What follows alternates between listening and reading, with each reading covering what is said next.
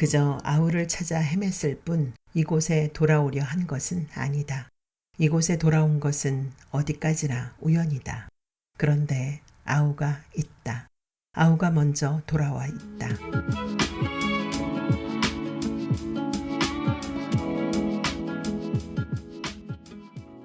조금밖에 남아있지 않은 이신조. 소녀, 계집애, 여자아이. 아니, 그보다는 누이라고 부르는 게 좋겠다.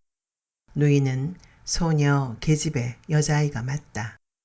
그러나 그보다는 누이라는 점이 훨씬 중요하다.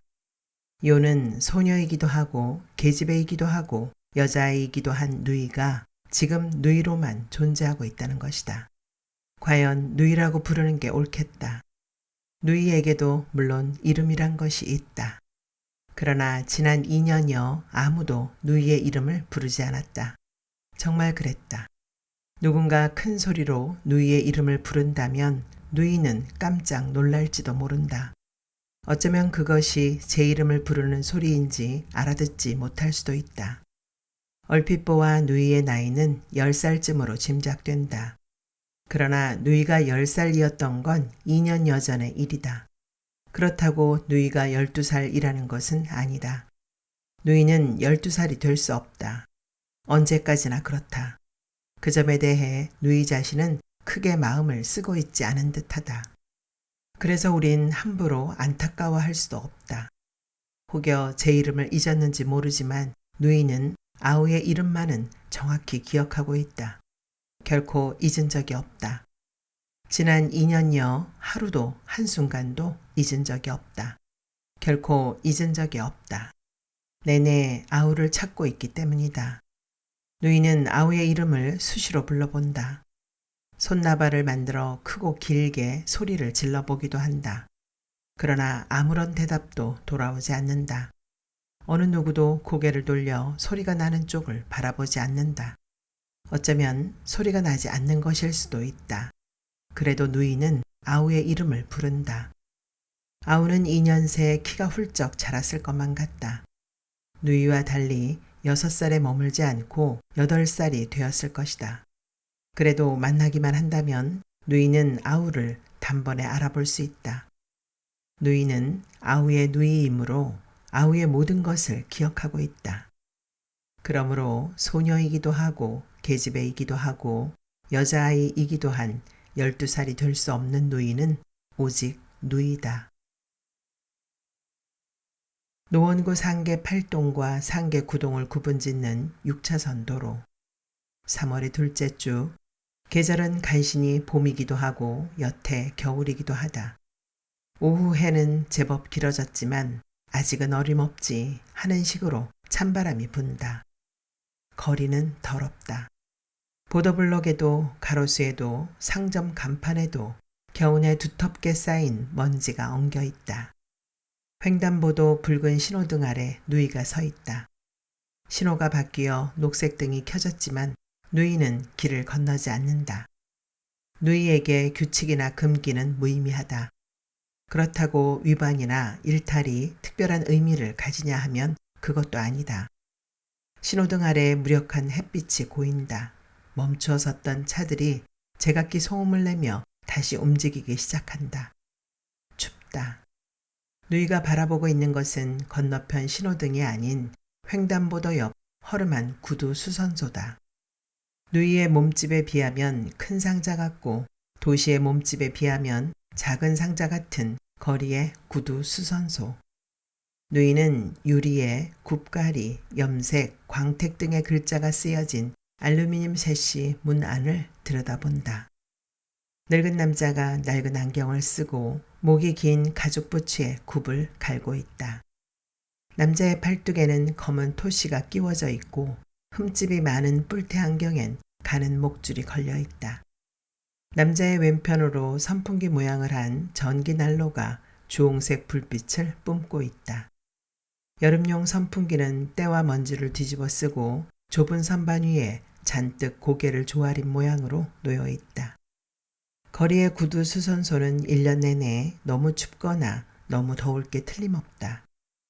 누이는 세심은 가까이 얼굴을 갖다 대고 예의 좁은 공간 안을 천천히 살핀다. 물론 그곳에 아우는 없다. 늙은 남자는 익숙한 솜씨로 수선용 벤치와 망치를 다룬다. 누이는 남자의 손놀림이며 그가 사용하는 작은 못 따위를 유심히 바라본다. 누이가 구두를 만들거나 수선하는 일에 대해 아는 것은 거의 없다. 그러나 그것이 세상에 꼭 필요한 일임을 누이는 이 순간 알 것 같다. 어른들은 누구나 구두를 신게 되어 있으므로 어른들은 누구나 구두를 신고 멀리 오래 걷게 마련이므로 구두를 신지 않았다 해도 누이는 제법 멀리 제법 오래 걸어보았으므로 그것이 결코 쉽지 않고 외롭고 짐짓 중요한 일임을 알고 있다. 남자가 뭉툭한 손가락을 눌러 검은 플라스틱 함에서 닳지 않은 새 굽 하나를 골라든다. 누이는 한 번도 제 것인 구두를 가져보지 못했다. 누이는 늘 값싼 운동화나 슬리퍼를 신었다. 모든 아이들이 그렇지는 않을 것이다. 누이는 잠시 제 두 발을 내려다본다. 군데군데 분홍색 합성 피복이 벗겨진 여름용 만화 캐릭터 샌들. 그것이 얼마나 형편없이 닳고 더러워졌는가 하는 것보다 새삼스러운 것은 누이가 지난 2년여 한순간도 그 샌들을 벗은 적이 없다는 사실이다. 굽거리를 끝낸 늙은 남자가 헝겊에 갈색 구두약을 묻혀 부츠를 닦기 시작한다. 누이는 또한 알지 못한다. 추운 아침 섬세한 패턴이 수놓은 겨울 스타킹을 신고 그 위에 무릎 길이의 모직 스커트를 두르는 일에 대해 그런 다음 현관에서 허리를 굽혀 앞코가 뾰족하고 굽이 7cm인 갈색 가죽 부츠 안으로 두 다리를 집어넣는 일에 대해 종아리가 문득 선득하다 이내 체온만큼은 따뜻해지는 것을 느끼며 부츠에 달린 긴 지퍼를 끌어올리는 일에 대해 마지막으로 허리를 펴고 힘을 주어 현관문 손잡이를 밀어 젖히는 것에 대해 누이는 알지 못한다. 문 밖을 나선 가죽 부츠가 또각또각 어느 시간 어느 곳들을 지나쳐 신압으로 굽이 닳게 되는가에 대해 누이는 언제까지나 알 수 없으리라. 그 역시 세상에 꼭 필요하고 결코 쉽지 않고 외롭고 짐짓 중요한 일일까? 아마 그럴 것이다. 누이는 생각한다. 구두 수선소의 늙은 남자는 새 굽을 갈고 윤인하게 닦은 부츠를 한쪽에 가지런히 놓아둔다. 구두를 수선하는 세상에서 꼭 필요한 일을 하는 늙은 남자는 그러나 누이를 알아볼 수 있는 사람이 아니다. 해가 진다. 상계구동 주공아파트 14단지 어린이 놀이터. 겨울이나 다름없는 날씨 탓인지 인적이 없다. 이제 아무도 없는 저녁의 놀이터. 두 번째 시소 한쪽 끝에 누이가 앉아있다. 누이가 있지만 역시 아무도 없는 것이다. 어두워진다. 누이는 요 며칠 상계동 일대를 맴돈다. 물론 아우를 찾기 위함이다. 오늘 아침엔 근처 초등학교에 갔다. 8살 아이들이 있는 1학년 교실을 모두 꼼꼼히 살폈지만 아우는 없었다. 서너 명쯤 제법 닮은 아이들이 있기는 했다. 누이는 크게 실망하지 않았다. 지난 2년여 거의 매일 반복되고 있는 일이기 때문이다. 누이는 만 단위 숫자의 연산을 배우는 3학년 어느 교실과 4분의 4박자 4장조의 봄 오는 소리에 개 이름을 외우는 음악실 맨 뒷줄 빈자리에 한동안 앉아있기도 했다. 점심 급식으로는 잡곡밥, 미역국, 생선가스와 깍두기, 김구이가 나왔다. 요구르트도 나왔다. 양호 교사는 양호실 침대에 두 아이가 잠든 동안 목소리를 낮춰 심각한 표정으로 긴 전화 통화를 했다. 누이는 단발머리에서 달콤한 과일 냄새가 나는 젊은 기간제 여교사 곁에 잠시 눈을 감고 서 있기도 했다. 그녀는 교무실 구석자리에서 받아쓰기 채점을 하고 있었다. 하교하는 아이들을 따라 교문을 나온 누이는 아파트 단지의 상가들을 차례로 찾았다. 학원과 문구점과 슈퍼마켓의 과자 진열대 앞에서는 오가는 아이들의 얼굴을 더욱 유심히 살폈다. 3월의 둘째 주 계절은 간신히 봄이기도 했고 여태 겨울이기도 했다. 찻길을 건너자 아파트 14단지였다. 누이가 정면으로 올려다보고 있는 1402동에는 135세대 529명의 사람들이 살고 있다. 그중 207명은 아직 귀가하지 않았다. 5집은 며칠째, 2집은 몇 주째 비어있다. 그 이유까지는 누이도 알지 못한다. 방한용 트레이닝복 차림에 조경화를 신고 모자를 눌러 쓴 늙은 여자와 젊은 여자가 팔을 제게 흔들며 경보를 하듯 빠른 걸음으로 놀이터 안을 대각선으로 질러간다. 젊은 여자는 한 달 전 이혼을 하고 자신의 어머니인 늙은 여자와 일주일 전부터 함께 살게 된 참이다. 모녀는 누이를 수평을 이룬 시소를 알아보지 못한다. 그들의 걸음이 절박하고 필사적임에도 불구하고 다른 많은 사람들처럼. 밤이 된다.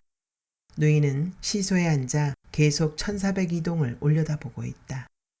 그 몇 시간 동안 늦은 귀가를 하는 67명의 사람들과 3마리의 길고양이와 운전자의 얼굴이 잘 들여다 보이지 않는 32대의 자동차가 놀이터 근처에 나타났다 사라졌다. 1402동 수백 개의 창문 중 불이 켜진 곳은 7군데 뿐이다. 문득 4층 어느 집에 불이 켜진다. 무언가 다급하다. 누이가 시소에서 벌떡 몸을 일으킨다. 몸 없이도 몸이 일어선다. 낡고 더러운 분홍색 샌들 아래 시소의 균형이 위태롭게 흔들린다. 엄마, 가려워. 아토피를 앓는 아이가 제 몸을 긁어대느라 울며 불며 잠을 깬 것이다. 잠을 자던 엄마가 잠옷바람으로 안방에서 달려온 것이다. 아토피. 먼 나라에 살고 있는 금빛 속눈썹을 가진 소년의 이름 같은 아토피. 아우도 그랬다. 한밤중 자다 말고 미친 듯이 목덜미와 팔다리를 긁어 어두운 방에 불을 켜게 했다. 잠옷바람으로 달려올 엄마가 없었기에 옆에 누워 잠들어 있던 누이가 일어나 전등 스위치를 올렸다. 그러나 지금 잠을 깬 아이는 아우가 아니다. 근처 유치원에 다니는 5살 난 여자아이다. 누이는 다시 자리에 앉는다. 수평을 맞추려는 흔들림이 잦아든다. 그러나 완전히 시소가 정지하기까지는 꽤 오래 시간이 걸린다. 그러므로 한참 뒤 4층 창문의 불이 꺼진다. 먹빛 밤. 차갑게 젖은 것이 누이의 뺨에 닿는다. 비는 아니다. 눈도 아니다. 체중도 그렇지만 누이에게는 체온이 없으므로 차갑게 젖은 것이란 말은 틀린 것일지도 모른다. 비인 듯도 하다. 눈인 것도 같다. 누이는 하늘을 올려다본다. 이것은 모르는 것이다. 물도 아니고 얼음도 아니어서 물과 얼음을 모두 닮은 것이 흩날리듯 쏟아져 내린다. 무언가 비정한 것, 두서없이 혼란스러운 것. 누이는 진눈깨비라는 낱말을 알지 못한다. 지난 여름의 세찬 폭우도, 지난 겨울의 하염없는 폭설도 아니다. 3월의 진눈깨비. 우린 누이에게 그 이름을 알려줄 수 없다. 언제까지나 그렇다. 누이가 시소에서 내려선다. 누이가 아우의 이름을 부르기 시작한다. 손나발을 하고 큰 소리로 불러본다. 진눈깨비가 내린다. 가려운 몸을 긁느라 아우는 잠을 깼을지도 모른다. 14단지 아파트 곳곳을 향해 누이는 힘껏 아우의 이름을 부른다. 아무런 소리가 나지 않는 것일 수도 있다. 그래도 부른다. 고요하다. 누이는 아우의 이름을 부른다. 걷잡을 수 없이 진눈깨비가 쏟아진다. 어렵게 밤이 간다. 전기톱을 든 남자가 나타난다. 누이는 동화책에 그려져 있던 빨간 모자에 멜빵 바지를 입고 도끼질을 하는 나무꾼을 상상하고 있던 참이다. 골목 안이 소란스러워진다. 작업복 차림의 한 남자가 초조한 표정으로 다시 휴대폰을 꺼내든다. 전화로 누군가와 실랑이가 이어진다. 잠시 후 한 여자가 골목 안쪽에서 걸어 나와 볼멘 소리를 늘어놓는다. 그래서 며칠 전부터 협조 부탁드린다는 안내문 붙여놓지 않았습니까? 애들 아빠가 지방에 내려가고 없는데 어쩌란 말이에요. 저기와 몰이해가 불법 주차처럼 늘어선 골목. 3번이나 최근 전화를 받은 여자는 짜증스러운 표정으로 자동차의 스페어 키를 남자에게 건넨다. 열쇠를 받아든 남자가 주차되어 있던 구형 갤러퍼에 오른다. 차가 빠져나간 바로 뒤쪽, 담장이 니은자로 휜 좁고 야트막한 둔덕에 높이가 10m를 훌쩍 넘는 아카시아 나무가 서 있다. 하필이면 거기서 그렇게 자랐나 할 만한 곳이다. 햇빛과 바람과 구름과 실록이 실내악처럼 부드럽게 연주되는 날씨. 사치스럽게까지 느껴지는 화창함. 봄이다. 검고 거친 외피를 가졌지만 아카시아는 새로 돋아난 연녹색 둥근 잎들을 무수히 매달고 있다. 겨우내 그 속에 숨겨져 있던 것들이다. 사실 믿기 쉬운 일은 아니다. 나무가 내려다보고 있는 담장 너머는 굴삭기가 파놓은 땅에 집터를 다지는 일이 한창이다. 자동차 열쇠를 내준 여자가 무신경한 동작으로 슬리퍼를 끌며 돌아선다. 이파리가 많고 둥치가 굵은 커다란 아카시아. 전기톱을 든 남자가 나무 가까이 다가선다. 누이는 빨간 모자에 멜빵 바지를 입고 도끼를 휘두르는 숲속의 나무꾼을 상상했더랬다. 오늘은 이 나무의 마지막 날이다. 4월의 넷째 주. 은평구 가련동 구불구불 비탈진 골목들이 미로처럼 복잡한 주택가. 신축 아파트 단지가 되지 못한 낡은 동네는 오래도록 벌을 받고 있는 듯한 인상을 준다. 빌라나 다세대 주택들이라도 되어야 하기에 허름한 단층 주택들은 몇 차례 철거의 수순을 밟는다. 그러나 그 전에 비정상적으로 자리를 잡고 비정상적으로 자라난 나무를 베는 일이 먼저다. 누이는 분주히 움직이는 작업복 차림의 남자들 사이에 서서 고개를 쳐들고 나무의 맨 위쪽을 바라보고 있다. 연녹색의 아카시아 둥근 이파리들이 바람에 거품처럼 일렁인다. 누이는 지난 일주일을 이 아카시아 나무에서 지냈다. 날이 밝으면 근처 가련동, 구산동, 대조동 일대를 돌아다니며 아우를 찾았다. 밤이 깊으면 이 골목으로 돌아와 나무 위로 기어 올라갔다. 나무가 튀어낸 아카시아 이파리는 4만 개가 조금 넘었다. 4만 개의 이파리를 하나하나 똑똑 떼어내며 아우를 찾는다, 아우를 못 찾는다, 찾는다, 못 찾는다. 나무가 말을 걸어오거나 한 것은 아니다. 많은 말들이 이미 거기에 있었다. 누이는 밤의 이파리들 사이로 얼굴을 묻었다. 단단한 가지를 단단히 끌어안았다. 인내처럼 가시가 돋쳐 있었다. 아무에게도 뿌리를 보인 적 없는 우울한 밤의 아카시아. 연녹색의 작고 둥근 이파리 책장들이 화르르 쏟아지듯 들춰지고 뒤집히는 한 그루 책. 어둠과 바람 속에서 누이는 나무의 글을 읽는다. 나무의 말을 듣는다. 이미 알고 있는 낱말들과 미처 배우지 못한 낱말들이 가늘고 여린 인맥을 따라 끝도 없이 수렁거린다. 기도는 안다. 혹독함은 모른다. 거짓말은 안다. 모멸은 모른다. 얼굴은 안다. 욕망은 모른다. 시간과 기억과 꿈, 알지만 모르는 말도 있다. 기다릴게. 어디로? 지긋지긋하다. 막무가내. 누워봐. 천둥 번개. 끝났어. 나무의 책갈피에 쓰여진 슬픔과 애달픔과 비통함은 또 어떻게 다른가. 아카시아 나무 속의 검은 하늘, 많은 말들이 있는 곳. 누이는 나무에 올라 나무를 끌어안고 나무를 들이마시고 나무를 녹여내고 나무를 뚫고 들어가 나무가 되어 아우의 이름을 부른다. 아우의 이름을 이번엔 작은 소리로 속삭인다. 세상 모든 이름과 의미 사이로 가지가 뻗는다. 옹이가 배긴다. 누이는 기어오른다. 나무 끝까지 기어오른다. 손바닥과 허벅지와 무릎으로 나무를 집게처럼 움팡지게 끌어안고 매달린다. 28년 3개월 10일 동안 한자리에 서 있던 아카시아는 자신의 마지막인 꽃과 꿀을 모두 누이에게 준다. 남자가 모터에 연결된 줄을 잡아당기자 전기톱이 요란한 기계음을 내며 돌아가기 시작한다. 재지는 소음으로 골목 안이 물속처럼 조용해진다. 톱날이 다가온다. 나무를 베지만 나무꾼이 아닌 남자. 덤불 속에 쫓기는 사슴이나 토끼를 숨겨주지 않음은 물론이다. 밑동에 톱날이 박힌다. 새와 벌과 진드기와 나비와 누이. 어지럽고 알싸한 생내를 뿜으며 톱밥이 비처럼 날린다. 누이는 나무 꼭대기에 들러붙는다.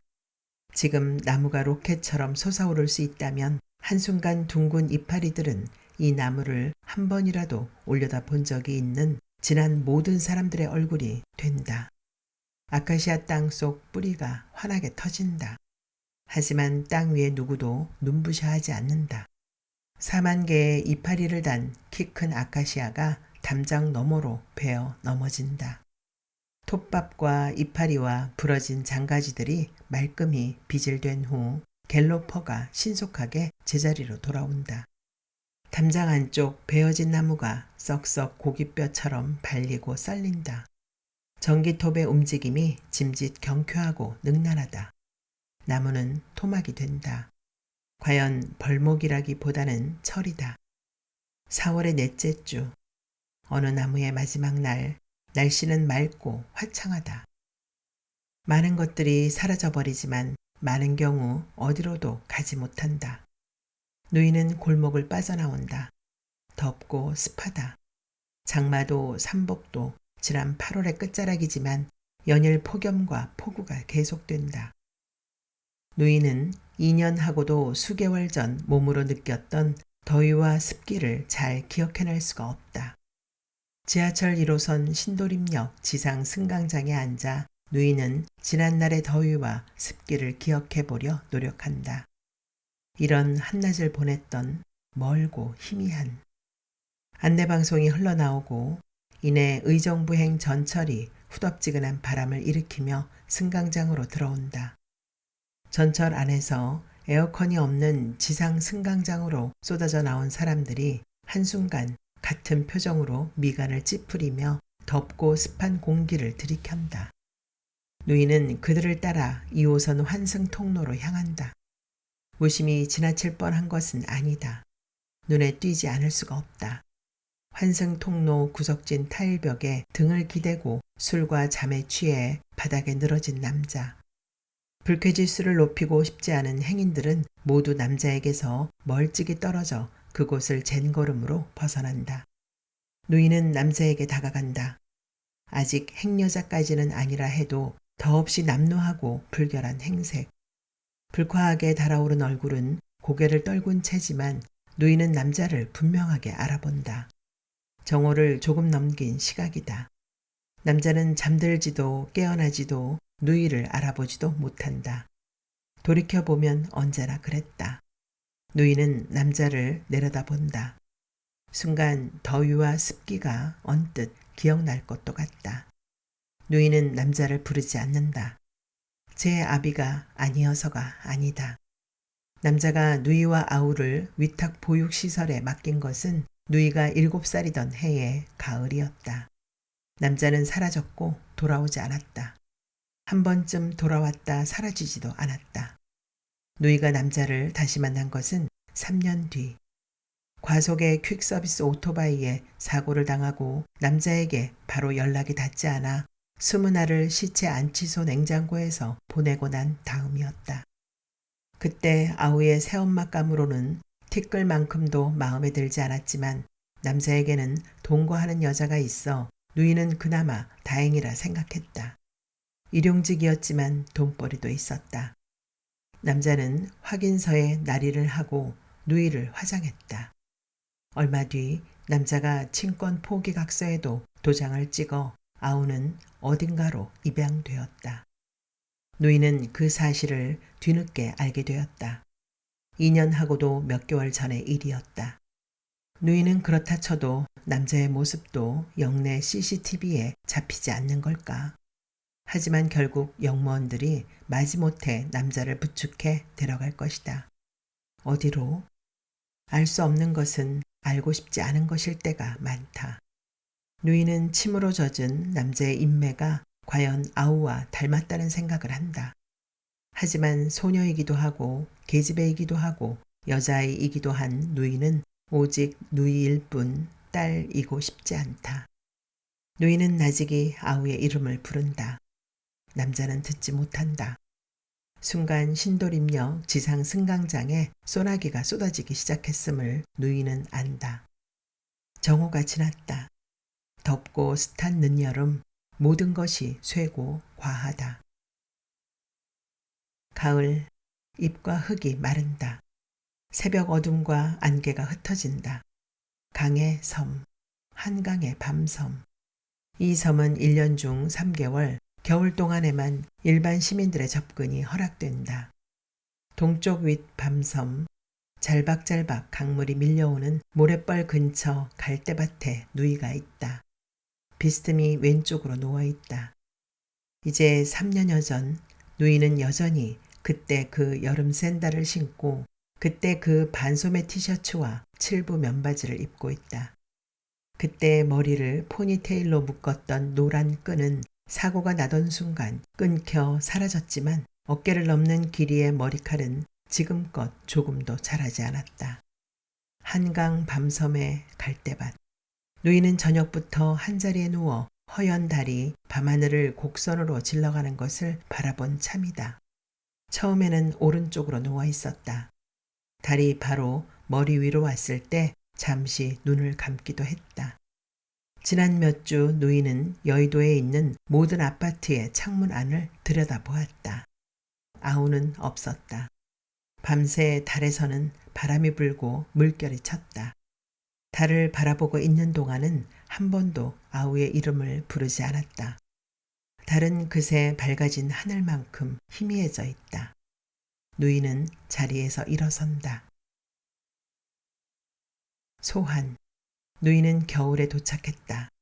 강동구 명일동의 한 보육원. 누이가 3년 몇 개월 전까지 3년 몇 개월 동안 살았던 곳이다. 아우와 함께 살았던 곳이다. 그새 본 적 없는 아이들이 7명 늘었고 함께 퍼즐을 풀곤 했던 두 아이의 모습이 보이지 않는다. 그저 아우를 찾아 헤맸을 뿐 이곳에 돌아오려 한 것은 아니다. 이곳에 돌아온 것은 어디까지나 우연이다. 그런데 아우가 있다. 아우가 먼저 돌아와 있다. 지난 여름 입양되었던 집에서 파양되어 아우는 이 보육원으로 다시 돌아왔다. 보육원 옥상 한 구석에 코가 없는 눈사람이 꽝꽝 얼어있다. 부엌 구석엔 싹이 난 감자와 양파, 며칠 전 자원봉사단체에서 놓고 간 쌀과 계란과 라면도 있다.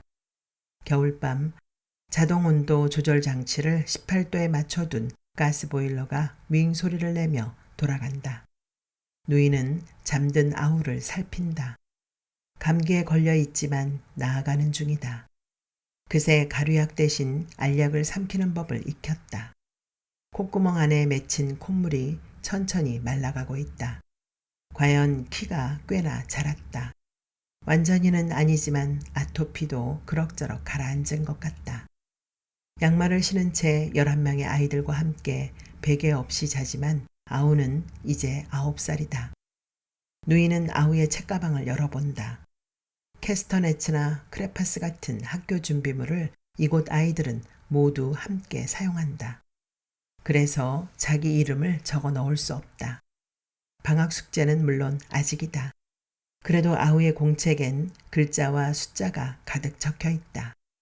누이도 이곳에서 글자와 숫자를 배웠다. 맞춤법과 계산이 틀렸어도 아우의 글자와 숫자는 진하고 씩씩하다. 그림일기 아래 교사의 빨간펜 글씨도 누이는 일일이 읽는다. 추운 밤, 어두운 방이다. 누이는 아우의 머리맡에 앉아 아우의 얼굴을 바라본다. 아우의 이름을 부르지 않아도 된다. 보육원 공부방 한쪽 벽을 가득 메운 아이들의 지난 크리스마스 카드. 누이는 그 속에서 빨간 산타 모자를 쓰고 벙어리 장갑을 낀 눈사람이 그려진 아우의 것을 찾아낸다. 누이는 겨울에 도착했다. 아우가 먼저 도착해 있었다. 색 도화지로 만들어진 카드를 펼친다. 삐뚤빼뚤 연필 글씨. 누나. 마지막 줄 누나. 큼직하게 누이의 이름이 적혀 있다. 소녀이기도 하고 계집애이기도 하고 여자아이이기도 한 언제까지나 13살이 될 수 없는 누이는 오직 누이다.